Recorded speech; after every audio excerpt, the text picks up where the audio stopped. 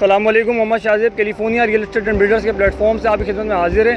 आज मैं मौजूद हूँ लेक व्यू रेजिडेंशिया की साइट पर और as per commitment California real estate and builders ने जो कमिटमेंट की थी as per date lake view residencia की डिगिंग स्टार्ट हो चुकी है। जैसा कि आप पीछे देख रहे हैं मेरे 24/7 काम स्टार्ट है। मौसम ख़राब होने की सूरत में भी जो कमिटमेंट करी थी California real estate and builders ने उसको फुलफ़िल किया है और ऐसा ही 24/7 डे एंड नाइट इस पर काम होता रहेगा। और जैसा कि आप देख रहे हैं सील भी आ चुका है। इंशाल्लाह नेक्स्ट वीक इसका राफ्टिंग का काम भी स्टार्ट कर दिया जाएगा